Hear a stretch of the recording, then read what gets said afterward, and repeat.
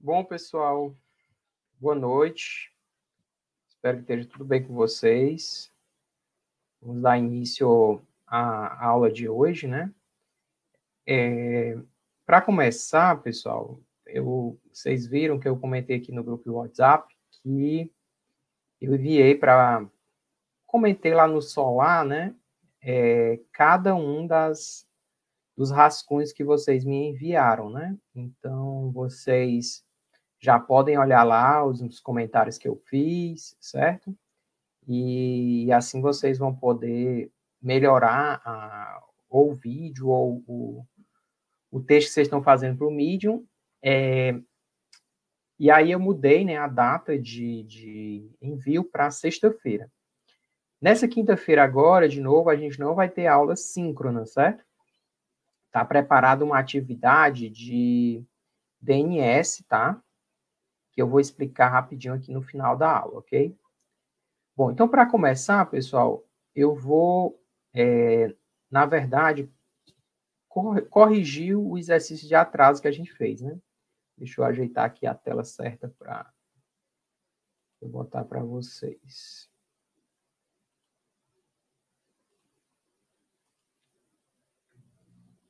Eu espero que vocês tenham gostado, né, de fazer o exercício. Eu achei legal a participação. Tá me ouvindo aí direito, pessoal? Pedro?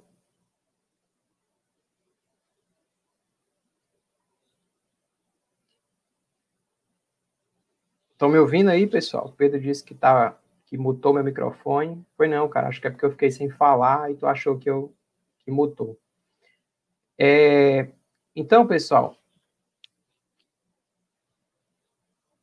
eu passei nesse exercício para vocês, e esse exercício, ele, na verdade, antigamente a gente cobrava isso na prova, certo?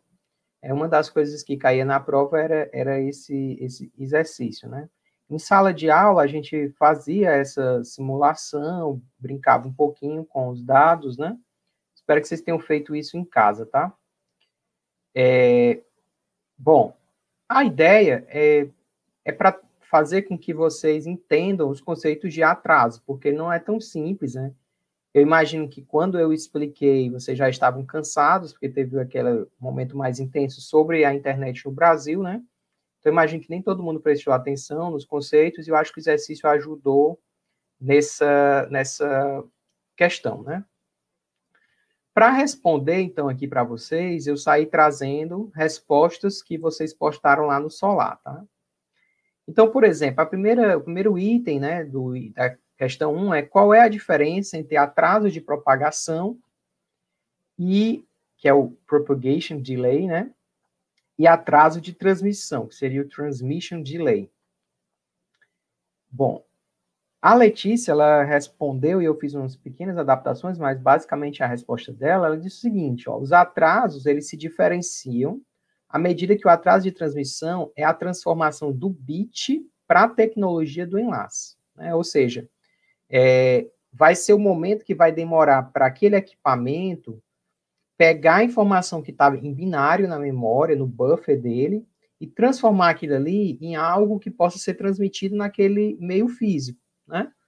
Uma onda, um som, uma luz, né? Vai depender do meio que ele vai estar sendo utilizado, né? Então, por exemplo, ela deu aqui o exemplo, transformar a informação de código binário para ondas de rádio. Então, pessoal, vai ter esse primeiro momento, né, que vai haver essa transformação, que depende da tecnologia, depende do equipamento, que vai e da técnica que ele usa de modulação, vamos dizer assim.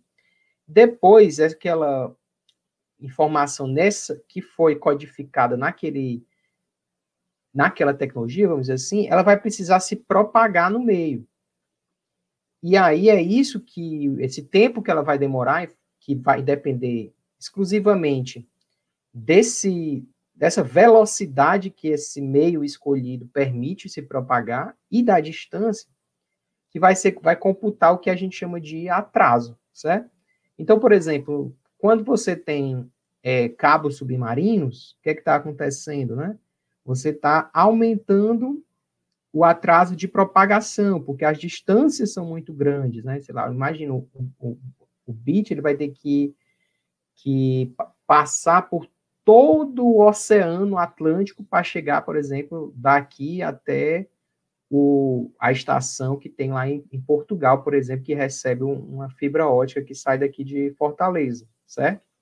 Então, quando tem essas distâncias muito grandes, né, o atraso de propagação vai ser mais perceptível. E já quando as distâncias forem menores, as distâncias físicas, né, o que vai impactar mais no atraso geral, vamos dizer assim, o atraso percebido pelo usuário, é o atraso de transmissão, tá?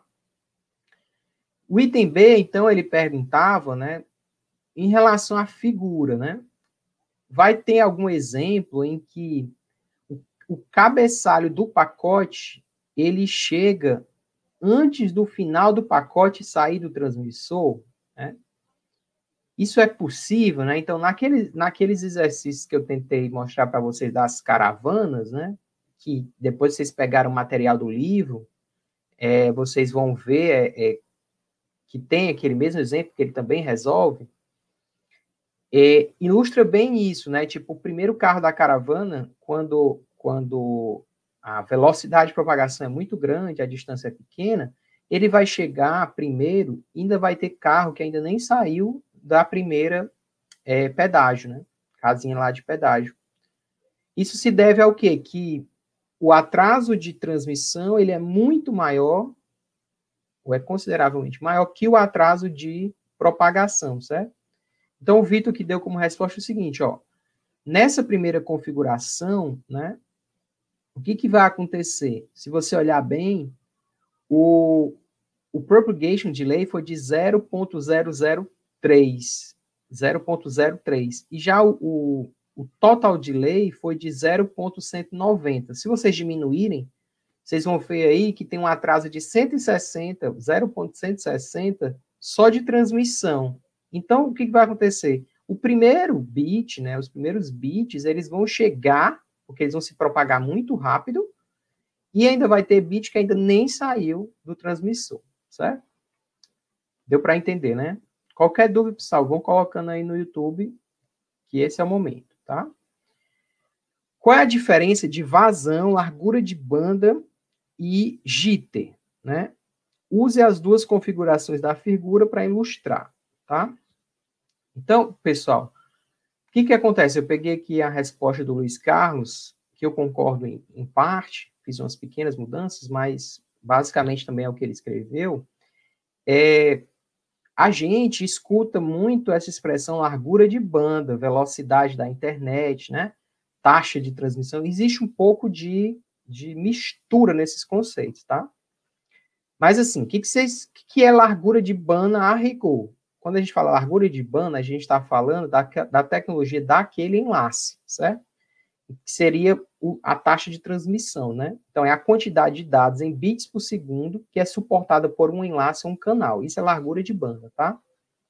Quanto maior for a largura de banda, mais bits por segundo aquela tecnologia ela consegue enviar, certo? Aí, isso que é importante que vocês entendam. Por exemplo, se eu tenho uma tecnologia de comunicação por satélite. Imagine que eu tenho uma grande largura de banda ali, que eu consigo transmitir muitos bits por segundo. Porém, isso não é garantia de que eu vá ter um atraso pequeno.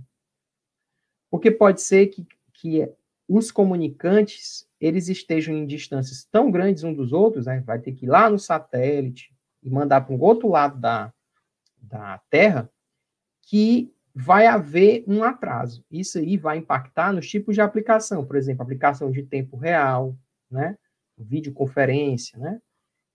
Então, e isso daí, o atraso de propagação, mesmo que eu tenha uma largura de banda grande, vai continuar impactando, tá? E aí, então, isso, pessoal, no final das contas, vocês têm que entender essa diferença, né, entre eu ser capaz de enviar muitos dados por segundo, porém, a minha tecnologia, ela, de qualquer forma, tem um atraso entre o momento que eu começo a enviar e o momento que essa informação chega lá no destino, né? Outra coisa que tem na questão é a questão de vazão, certo? Vazão, pessoal, no final das contas, vocês têm que pensar assim, ó, a comunicação entre vocês e o YouTube, por exemplo, nesse exato momento, ela está passando por vários roteadores e por vários enlaces, certo? Cada um desses enlaces tem um tipo de atraso de propagação e também tem uma largura de banda, certo? Definida. E no final das contas, existe uma taxa de bits por segundo que você percebe, certo? Essa taxa que você percebe é o que a gente chama de vazão. Afinal de contas, nesse cenário aqui, quanto que eu consigo mesmo enviar por segundo, dado que eu tenho todos esses enlaces que estão envolvidos na comunicação, certo? Isso daí pode ser medido de duas formas. De forma instantânea, por exemplo, como a gente entra nesses sites que medem a velocidade da gente, né? Ele faz ali um upload, um download e faz um cálculo. Ou então você pode fazer uma média, né? Durante um dia, durante uma semana, você vai captando essas informações, aí você vê essa vazão média, por exemplo, entre dois pontos, tá? Em relação às figuras, né, da questão, quanto maior a distância, maior será o tempo de propagação. Isso eu já meio que falei para vocês. Aí, pessoal, é o seguinte, o atraso, né, entre a comunicação entre o host A e o host B na internet, ele vai variar ao longo do dia, certo? Porque pode estar mais congestionado, pode estar mais congestionado o link de acesso daquele servidor. E quando essa variação de atraso não é tão grande, eu posso usar estratégias como bufferização para tornar a comunicação relativamente uniforme, tá? Tipo, eu bufferizo para entregar, por exemplo, quando estou vendo esse stream que vocês estão vendo agora, para que vocês recebam a informação, mesmo com um pequeno atraso, mas de forma contínua, que não tenha quebras na minha fala, em coisas desse tipo. Então, existe uma variável, né, vamos dizer assim, uma métrica que mede isso, que é o jitter, então, que ele calcula essa variação. Quanto menor a variação do atraso, quanto menor o jitter, melhor a qualidade daquela rede para, por exemplo, implementar essas estratégias de bufferização, tá? Que vai ser mais simples. Eu posso estabelecer um tempo do buffer, por exemplo, sei lá, tá, o atraso aqui ele não passa de 2 segundos. Então, se eu guardar dados por 2,5 segundos, eu tenho uma garantia de que eu posso dar play no vídeo, que o usuário não vai ter tela estática, que ele vai estar recebendo essas informações depois de forma constante, tá? Bom, vamos lá para a segunda questão, né? Vocês estão vendo direitinho aí, né, pessoal, a tela? A segunda questão, né, pessoal, ele falava o seguinte, eu tenho dois hosts, né, A e B, e eu vou considerar que existe um único enlace entre eles, certo? Não tem roteador entre eles, tá bom? E aí, eu vou dizer o seguinte, que esse enlace, ele tem uma taxa R, que seria nossa taxa de transmissão, largura de banda, de R bits por segundo, e que eles estão numa distância de M metros, tá? E que nesse meio que existe entre eles, a velocidade de propagação é de S metros por segundo. O host A vai ter que transmitir um pacote de tamanho L até o host B. Então, ele deu essas descrições, tá? Então, a primeira questão era, expresse o atraso de propagação, dprop, né, em termos de M e de S. Então, como a gente viu na questão anterior, né, o que acontece? Como a gente viu na questão anterior, o atraso de propagação, ele depende somente da distância que existe entre os hosts e da velocidade de propagação naquele meio, tá? Então, nesse caso, o que é o dprop, né? Ele vai ser a relação entre a distância física percorrida e a velocidade de propagação no meio. Que nesse caso, qual é a distância percorrida? É m, e a velocidade de propagação é s, tá? Então, repetindo, né? Então, ó, o atraso de propagação, ele depende da distância física percorrida dividido pela velocidade de propagação, tá? Então, no final, eu vou ficar com M sobre S, tá? Já o atraso de transmissão, pessoal, ele vai depender do tamanho do pacote, né? E da taxa de transmissão, ou seja, ele não vai ser influenciado pela distância ou pela velocidade de propagação naquele meio. Então, como o tamanho do pacote é L e a taxa de transmissão é R bits por segundo, o meu atraso de transmissão é L sobre R. Até aí tudo bem? Alguma dúvida? Vou beber uma aguinha aqui.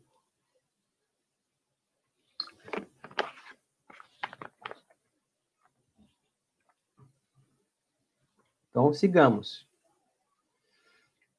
Bom, já no item C, ele perguntava qual é a expressão do atraso fim a fim, certo? Ignorando os atrasos de processamento e enfileiramento. Professor, como não tem um roteador, onde é que está acontecendo esse atraso de processamento e enfileiramento?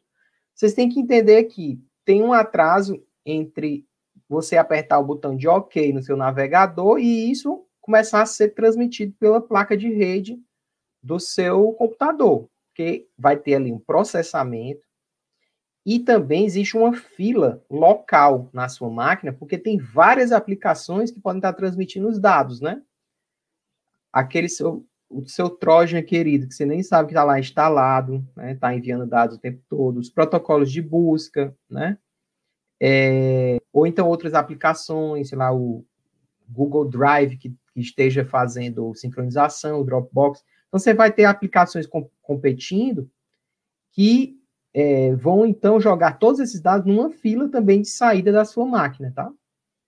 Então, se a gente considerasse o processamento e enfileiramento, o atraso seria uma coisa mais ou menos assim, né? Ó, atraso de processamento em A, atraso de fila em A, depois transmissão, propagação, aí vai chegar numa fila de recepção lá no host B, que também pode estar recebendo dados de várias aplicações, e depois você vai ter o processamento, né?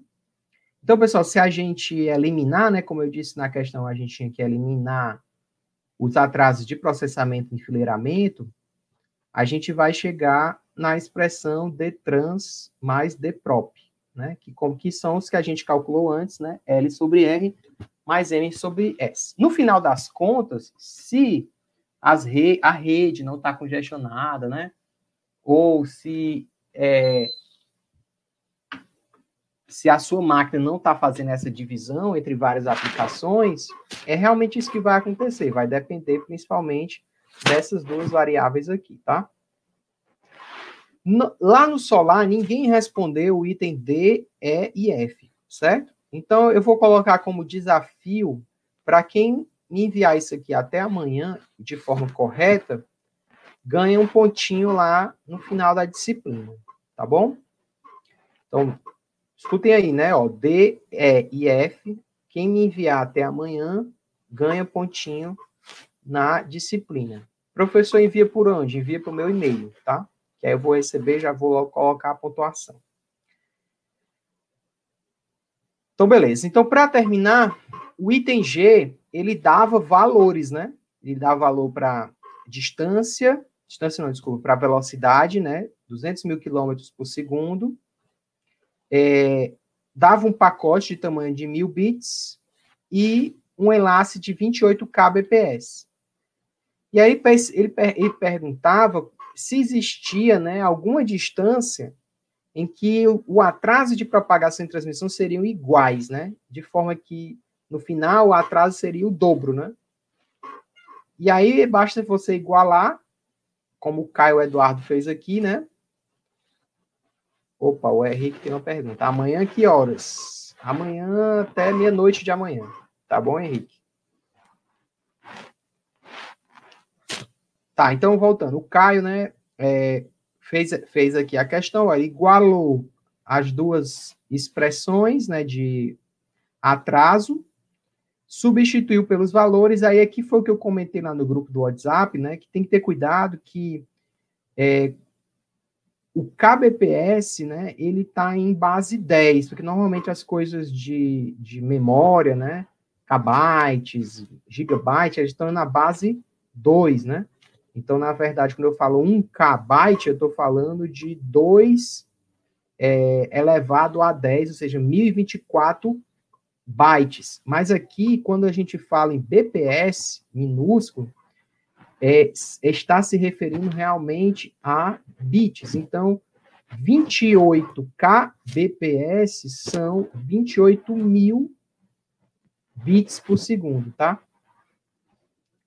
Então, no caso, ele fez aqui, né, botou 1.000 dividido por 28.000, faz aqui a multiplicação e no final dá essa distância aqui de 7.142 quilômetros, tá? Aqui não é um ponto, é uma vírgula, tá? Nós estamos no Brasil.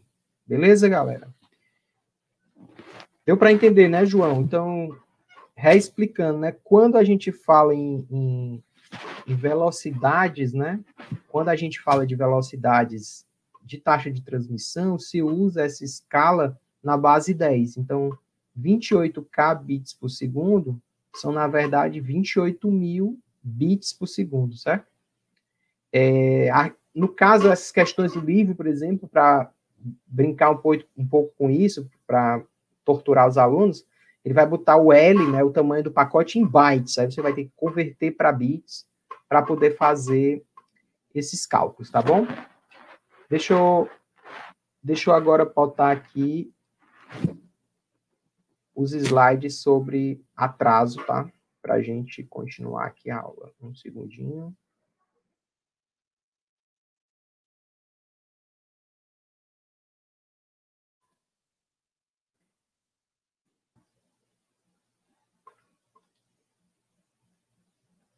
Então, vamos lá.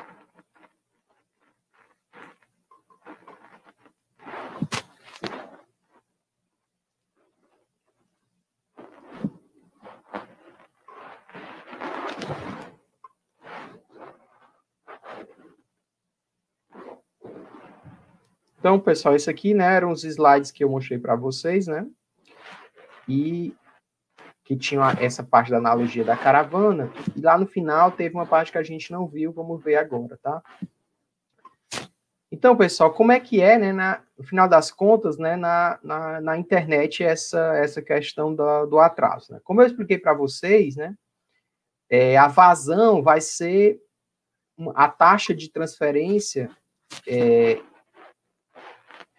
que a gente vai perceber no final, né? Ela pode ser instantânea ou pode ser média, como eu já expliquei para vocês.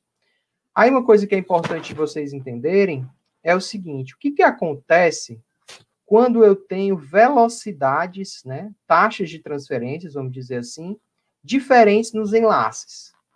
O que vocês acham que vai acontecer? No final das contas, a vazão percebida, ela vai ficar próxima de quem? Da menor taxa, da maior taxa, vai ser uma média dessas taxas. O que acontece, né? Então, pessoal, se a gente for olhar, no final das contas, a vazão, ela vai depender da menor taxa de transmissão, tá? Então, por exemplo, como é que é normalmente o cenário da internet? Você tem aqui a sua máquina, que tem a sua conexão, e a máquina que você está acessando tem um enlace também que não é tão poderoso lá no final, certo? E no meio da internet, você tem redes de alta velocidade, tá? Em teoria, no meião da internet, dificilmente vai acontecer gargalos, tá? Na maior parte do tempo, quem tem pouca banda é você, porque você está dividindo essa banda ou com outros usuários ou com outras aplicações, e o servidor também que está dividindo a banda dele com outros usuários e outras aplicações, tá? Então, no final das contas, a vazão que você vai perceber, ela vai ser o mínimo entre essas diversas taxas de transmissão que existem, essas diversas, vamos dizer assim, larguras de banda que existem ao longo do caminho, tá? Por isso, pessoal, que quando você vai lançar, por exemplo,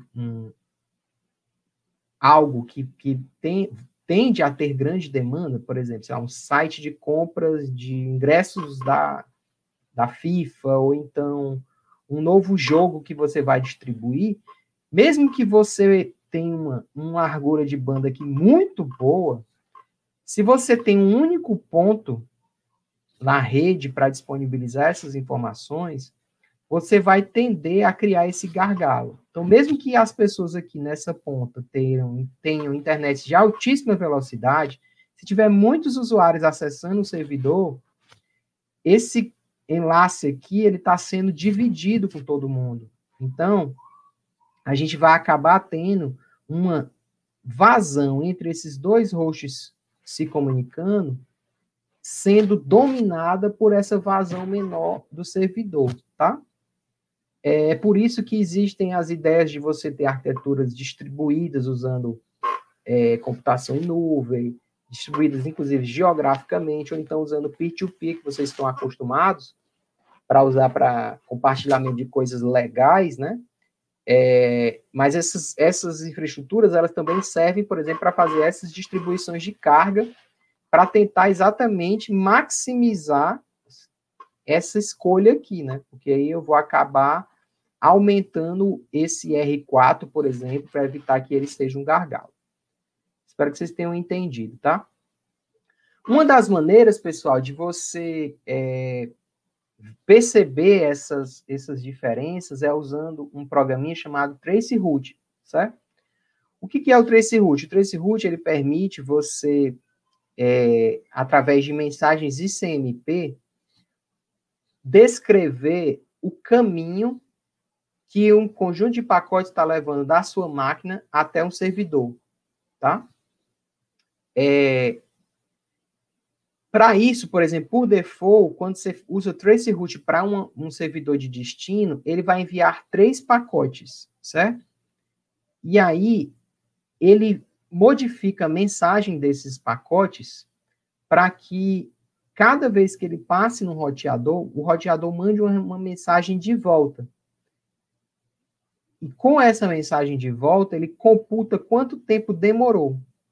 Então, o Traceroute ele serve tanto para descobrir a rota entre 2 pontos, como para medir como é que está o atraso instantâneo, vamos dizer assim, o momentâneo, entre a sua máquina e um dos destinos, tá? Jonathan fez aqui uma pergunta, né? O balanceamento de carga entre os servidores ajuda nessa situação? Sim. Inclusive, Jonathan, esse balanceamento, para fazer relação com o que eu estou dizendo, ele pode ser feito distribuindo para máquinas que estão em redes distintas. Entendeu? Então, isso daí vai ajudar a dividir as requisições.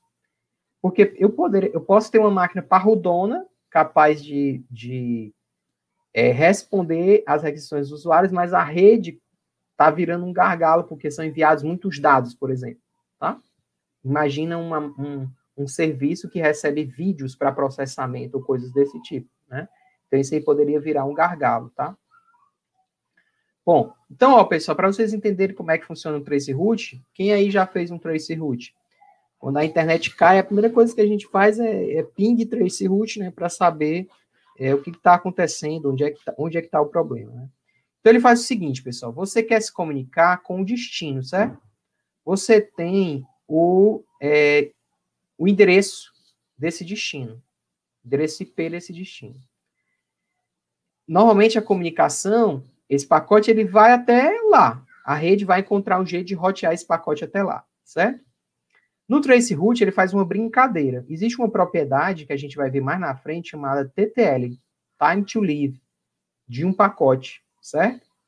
Esse TTL, ele é utilizado para comunicação na rede, para evitar que um pacote ficasse indefinidamente na rede, porque eu não estou conseguindo rotear e ele está andando em círculos, vamos dizer assim.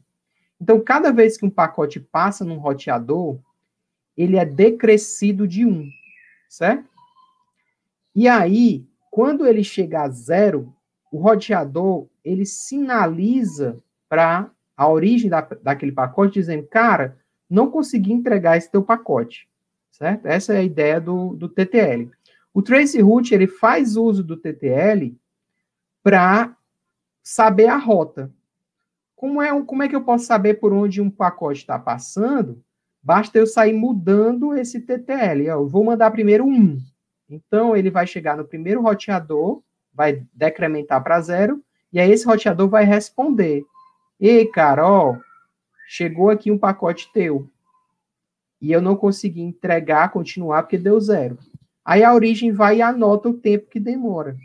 Então ele vai fazendo essa brincadeira.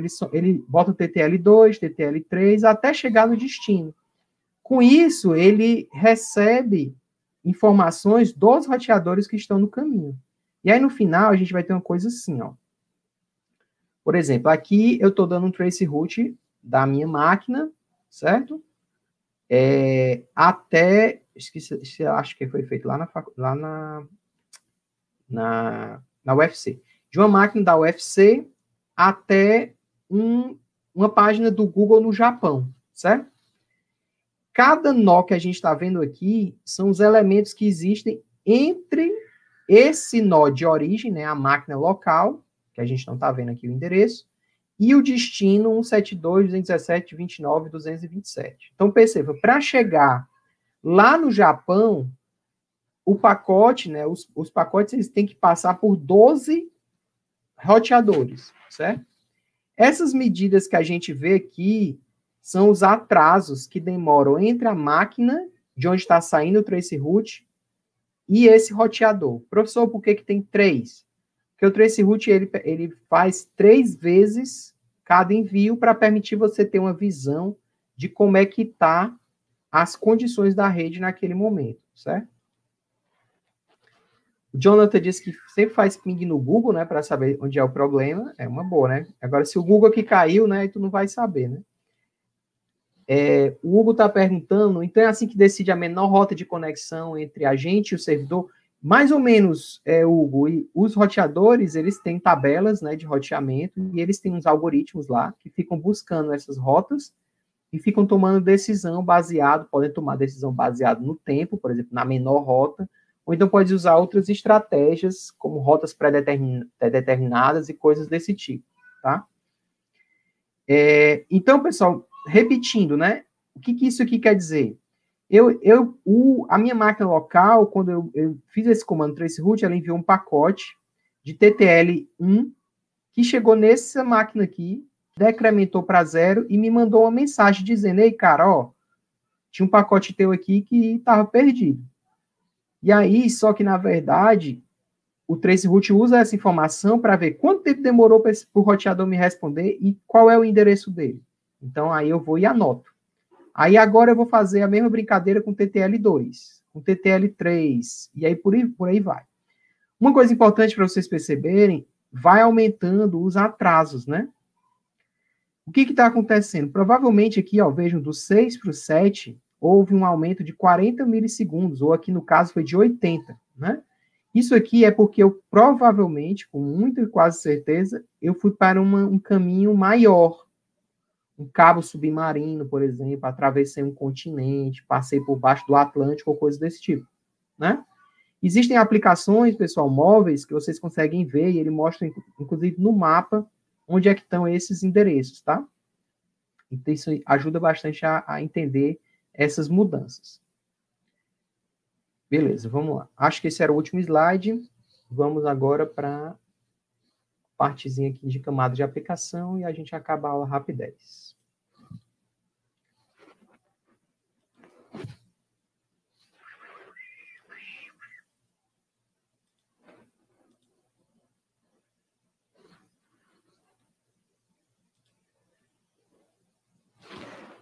O Jonathan está perguntando, aqueles programas para diminuir o lag fazem isso antes de cada solicitação, e nesse caso eles conseguem sempre mandar pelo mesmo canto a requisição?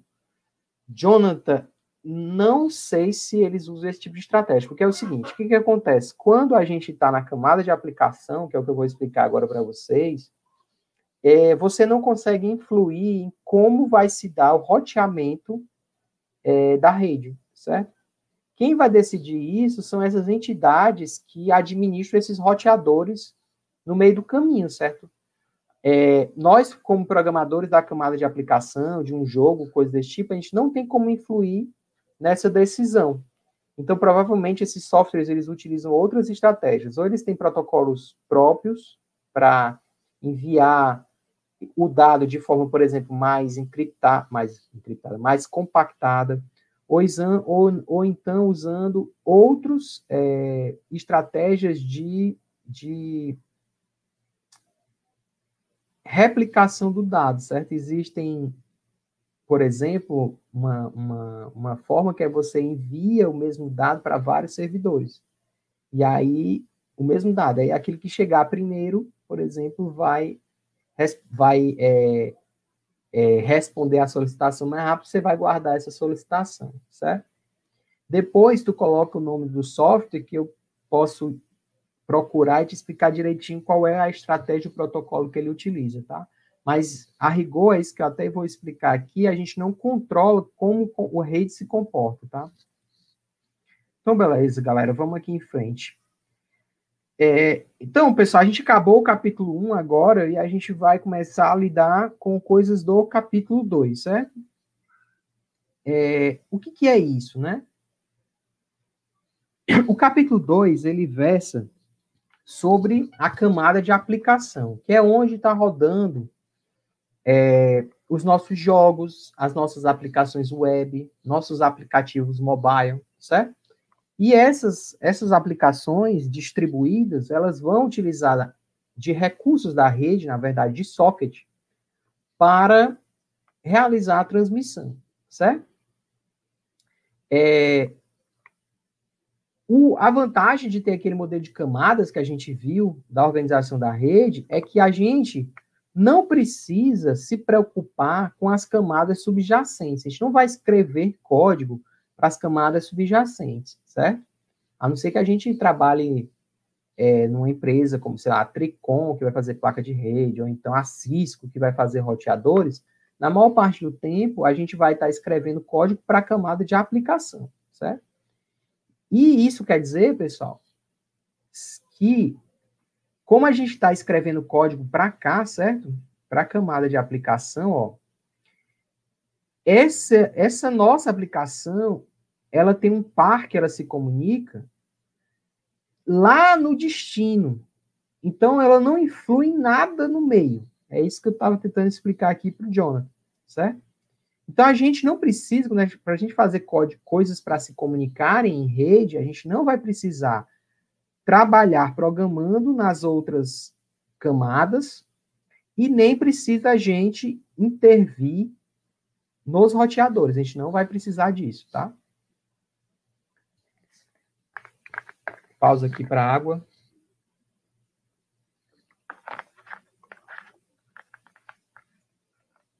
Então, pessoal, em geral, a gente vai escolher, né, primeiro, quando a gente vai para essas aplicações em rede, uma arquitetura de como é que a gente vai organizar essa nossa aplicação, certo?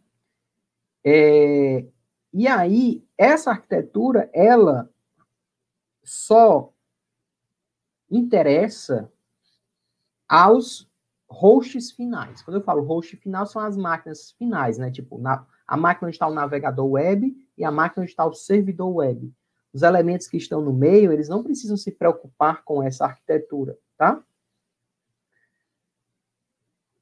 A arquitetura mais comum é o que a gente chama de cliente-servidor, certo? Onde tem um host, né, um hospedeiro, que está sempre disponível. Esse cara é o que a gente chama de servidor, certo? Então, o servidor, na arquitetura cliente-servidor clássica, ele tem um endereço conhecido, ele tem que estar sempre disponível, e são os clientes que iniciam a comunicação, certo? Os clientes não precisam estar em endereço conhecido, eles podem mudar esse endereço constantemente, que é o que acontece com os nossos navegadores web, quando a gente sai de uma rede e vai para outra, quando a gente está no nosso celular, que a gente fica mudando de uma rede para outra, né? Os nossos aplicativos, por exemplo, eles, que são clientes, né? Eles mudam de endereço na rede o tempo todo. Mas eles conseguem continuar se comunicando, por exemplo, com o Facebook, porque o Facebook tem um endereço conhecido que não muda, tá? Através de um recurso que a gente chama de DNS, que é o que vocês vão estudar quinta-feira em casa, tá? Que outra arquitetura que vocês conhecem que existe na rede, além da cliente-servidor, na internet? Vocês sabem dizer? Então, esquema que eu já falei, né? O servidor tem um endereço físico, ele espera ser contactado, né? E ele, em geral, está dentro de um data center ou de uma que hoje a gente chama de infraestrutura de cloud, onde tem vários deles, tem um pessoal que vai fazer o gerenciamento para poder lidar com o aumento dessas requisições, certo? Há outro tipo de arquitetura que existe na rede é o peer-to-peer, né? Qual é a diferença do P2P para o cliente-servidor, que é o que a gente está vendo aqui? No P2P, os nós, eles não têm papel bem definido. Eles podem, no momento, estar sendo clientes, como em outro momento, podem estar servindo, podem estar sendo servidores, tá? E aí você vai utilizar outras estratégias para, por exemplo, encontrar os nós que participam, né? Já que eles podem não ter endereços fixos, né? Que é o caso, por exemplo, dos torrents que vocês têm, que eles, na verdade, indicam uma máquina, né, que é o tracker, que vai agrupando peers interessados em ter ou em compartilhar o mesmo arquivo, e assim esses peers se encontram e conseguem trocar informação. Isso a gente vai ver mais na frente numa aula só sobre P2P. Então, aqui meio que eu já expliquei, né? Então, como é que funciona, né? A ideia do P2P é essa de alternar a comunicação entre esses, quem é servidor e quem é cliente. A mesma máquina pode estar servindo como está sendo cliente. Em teoria, ela permite uma escalabilidade muito maior do que eu ter a cliente servidor, porque o servidor acaba sendo o meu gargalo, tá? E hoje, né, o P2P, ele é utilizado não só para compartilhamento de arquivos legais, né, como vocês fazem, mas ele é utilizado também por as grandes empresas para fazer distribuição de tanto de conteúdo como de software, por essa vantagem da escalabilidade, tá? Os desafios, né, desse tipo de arquitetura é porque os nós que participam, você não controla, então eles podem estar entrando lá para roubar dados, só para fazer comportamento ruim na sua rede, alterar os arquivos que estão sendo compartilhados, né? E aí existe, né, uma série de técnicas, como, por exemplo, para tentar incentivar a participação correta dos hosts, né? Muitos hosts só querem baixar dados, não querem contribuir nem com processamento, nem com largura de banda, o que acaba que seria muito ruim, né, se todo mundo fosse assim. Então, se pesquisa essas três tipos de características, né, para tornar essas arquiteturas P2Ps mais interessantes, tá?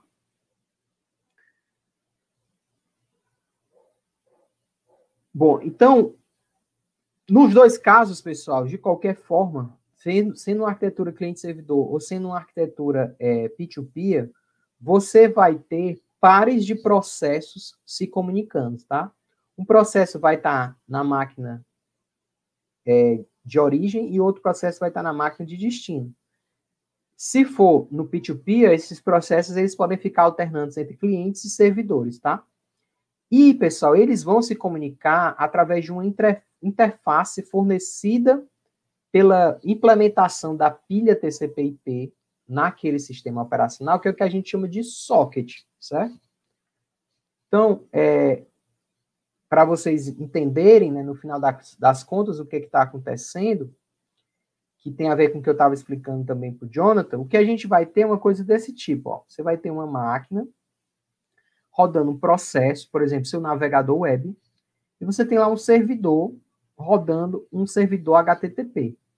Quando você clica no botão lá, OK, ou então digita o endereço e aperta Enter, o navegador ele vai abrir um socket e vai pedir para a placa de rede do seu computador ou do seu celular, envie esses dados aqui do protocolo HTTP para esse endereço.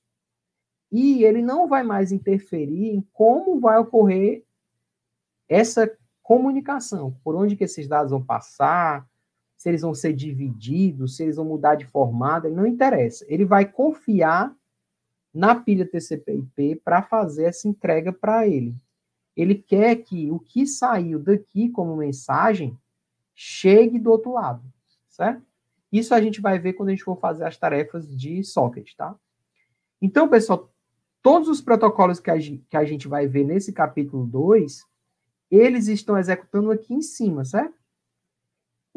Que são os protocolos da camada de aplicação. O que eles fazem, que eles podem fazer para escolher, no momento de criar esse socket, é qual tipo de transporte eles querem, certo? Isso aqui meio que eu já expliquei para vocês, já eu volto. Então, peraí, ó. Um segundo. Então, o que a gente vai ter? A gente vai poder, no momento dessa programação, escolher entre dois tipos de protocolos da camada de transporte, tá? Cada um deles tem suas características. Então, por exemplo, o TCP, ele é um que a gente chama de serviço orientado para conexão. E um serviço confiável. Confiável em que sentido? Se você pedir para o TCP entregar uma mensagem, ele vai te garantir que ele vai entregar essa mensagem exatamente igual do outro lado da comunicação, certo? Caso tenha algum erro, ou caiu, ou teve um ruído que alterou a mensagem, ele não vai entregar essa mensagem corrompida e ele vai sinalizar para você que isso aconteceu, certo? Já o caso do UDP, ele é dito como protocolo não confiável, certo? Por quê? Porque ele não vai te garantir a entrega e também não vai te avisar se ele não conseguir entregar, certo? Professor, mas e aí? Para que serve? Bom, o que acontece? O TCP, para poder fazer trazer essa confiabilidade, ele acaba sendo um serviço não que introduz uma série de cabeçalhos e de mensagens que tornam a comunicação um pouco mais lenta, traz um pouco mais de atraso. Além disso, o TCP implementa umas estratégias para evitar que a rede se congestione. Isso faz com que a taxa de envio de uma aplicação TCP ela seja variável e não controlada pelo programador. Por mais que a gente mande mensagens para a camada de socket, quem vai acabar decidindo é o algoritmo de controle de congestionamento e de fluxo da camada de transporte. A gente não vai ter controle com isso. E para algumas aplicações isso não é legal, certo?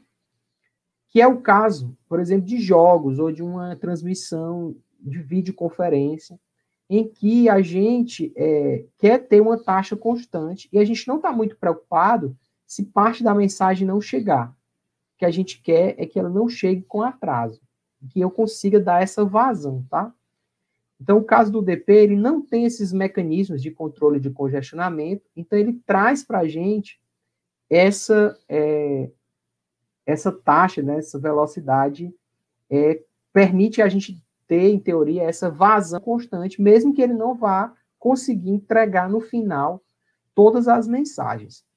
É por isso que quando a gente for ver determinadas aplicações, né, elas vão, algumas usar TCP, porque querem garantir, eu preciso que a mensagem seja entregue, por exemplo, e-mail, terminal remoto, web, né, transferência de arquivo, tá? Um vídeo no YouTube, por exemplo, gravado, eu quero ter acesso a toda a informação. Então, nesses tipos de casos, eu vou usar TCP. Mas quando eu for trabalhar com streams, com jogos, com telefonia, por exemplo, a gente faz uma chamada no WhatsApp, a minha preocupação é eu manter essa taxa constante de envio, né? E não ter esse atraso e ter esse controle, né, de como estou enviando esses dados, tá? Então, essa é a diferença entre a escolha, né, entre a camada de transporte que um programador, quando vai estar na camada de explicação, vai ter, tá?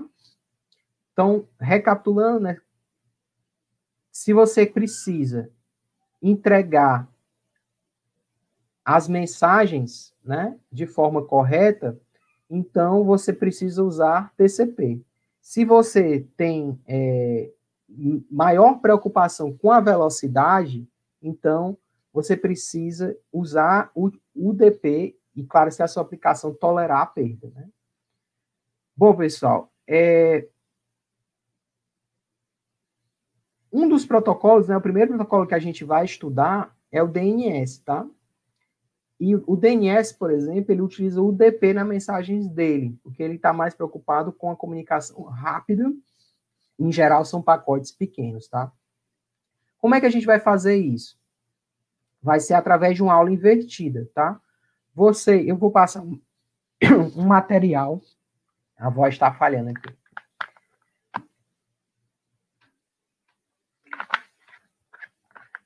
Eu vou passar um material, certo? Para vocês, hoje. Assim que acabar minha segunda aula. Nesse material tem um conjunto de vídeos que explicam o funcionamento do DNS, tá? Quais são as etapas, as formas de consulta, os tipos que ele tem, e depois vocês vão ter uma atividade prática para fazer, certo? Essa atividade prática é um formuláriozinho no Google que vocês vão responder,